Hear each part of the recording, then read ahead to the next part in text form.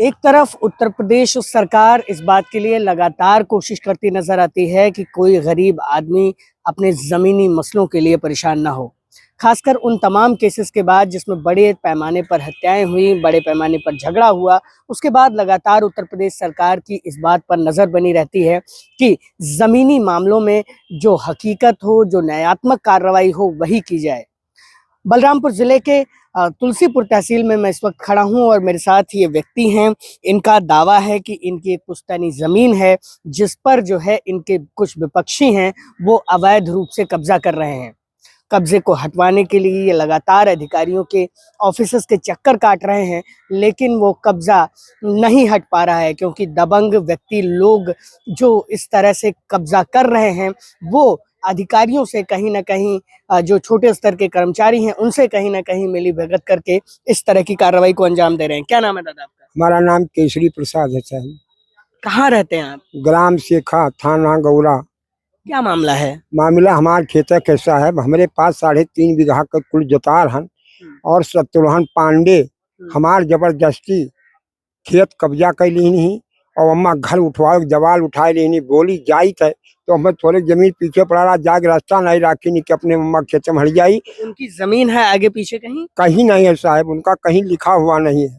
हमार है जबरदस्ती के साथ कहते हैं तुम्हारे पास कोई नहीं है, अगर ज्यादा बोलोगे तो तुम्हें काट करके रख देंगे, कहीं जाना नहीं, कुछ हमारा नहीं होगा। और साहब धमकी दे रहे हैं। नेकपाल से मैंने थाने पे आया, साहब ने नेकपाल को भेजा और रुकवा दिया। उनके आने के फिर उन्होंने रुकवा दिया, उसके बाद में फिर काम चालू करके मिस्त्री और घर दीवार उठाने लगे। और मैं डर के नाते केवल इधर उधर भ्रम रहा हूँ। मेरे पास कोई नहीं है, न कोई बच्चा है न कोई औरत है, अकेले मैं इधर उधर भगवान का कथा पूजा करके अपना जीवन काट रहे हैं। लिहाजा सरकार से मेरा निवेदन है कि मेरा फैसला ईमानदारी का चाहिए बस। अच्छा, आप जब अधिकारियों के पास आते हैं तो अधिकारी क्या कहते हैं आपसे? अधिकारी क्या कहते हैं कि हम रुकवा देंगे, लेकिन साहब जब कोई न्याय सुनवाई होते तब क्या करी। हाँ, किसके किसके पास गए आप? हम थाने पे गए, थानेदार गए, रुकवाए के आए, नेपाल का लोग गए रुकवाए, लेकिन वो नहीं मानता है जबरदस्ती के साथ। वो थानेदार और लेखपाल और कानूनगो इत्यादि लोग जब जाते हैं रुकवाते हैं काम, फिर रुक जाता है, फिर वो नहीं मानता है।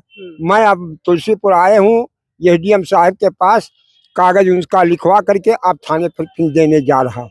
अच्छा, जब पहले आपने दिया फिर रुकवाया गया तो वो निर्माण अभी भी कर रहा है? अभी कर रहा। अच्छा, आपने कहीं फोन फक्कड़ किया? साहब हम अभी थाने पर यहाँ दौड़ के आए थे, हम न पढ़े न लिखे, वहाँ आए थे और वहीं से फिर की तो यह तहसील आई था और हमारी जानकारी नहीं है, न पढ़े और न लिखे है। अच्छा, तो आप क्या चाहते हैं सर? हम चाहते हैं कि हमारी जमीन हमको मिलना चाहिए, उनकी जो दीवार उठा है उनको तोड़ा करके हमारी जमीन मिल जाए। मैं दूसरे का संपत्ति नहीं चाहता हूँ, सरकार से मेरा निवेदन है। तो ये इनका निवेदन है। अब देखने वाली बात है कि जो उत्तर प्रदेश सरकार दावा करती है वो कहीं ना कहीं यहाँ पर जो विफल होता दिखाई दे रहा है। ये पंडित जी लगातार इस बात के लिए प्रयासरत हैं कि जो है इनकी ज़मीन पर जो अवैध कब्जा हो रहा है वो रोका जाए, क्योंकि जो इनका विपक्षी है वो दबंग किस्म का आदमी है। वो लगातार जो प्रिवेंटिव कार्रवाइयाँ की जा रही हैं उसको धता बताते हुए कहीं ना कहीं अवैध रूप से इनकी ज़मीन पर निर्माण कर रहा है, ऐसा इनका दावा है। ये लगातार एसडीएम के पास आए हुए हैं और थाने पर भी जा रहे हैं। थाने द्वारा जब रुकवाया जाता है काम तो 1 आध घंटे के लिए रुक जाता है, लेकिन इनका विपक्षी फिर उसी अपने रफ्तार के साथ निर्माण करने लगता है। इनका कहना है कि अगर इस निर्माण को जो अवैध रूप से चल रहा है उसे नहीं रोका गया तो इनका जो रास्ता है इनकी ज़मीन में जाने के लिए और इनकी जो ज़मीन है वो पूरी तरह से कब्जा हो जाएगी। बलरामपुर से मैं योगेंद्र विश्वनाथ त्रिपाठी, द पूर्वांचल पोस्ट के लिए।